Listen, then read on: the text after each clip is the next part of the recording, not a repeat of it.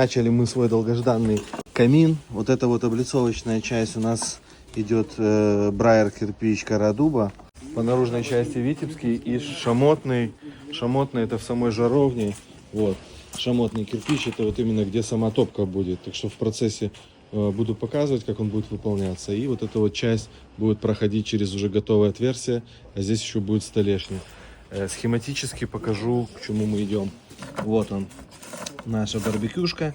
Вот у нас бетонная столешница будет выходить. Здесь дрова собираются. Единственное, что, учитывая тут, значит, порывы воздуха, завихрение, этот момент изменяется и увеличивается на метр. Дизайн интерьере, это все у нас в экстерьере.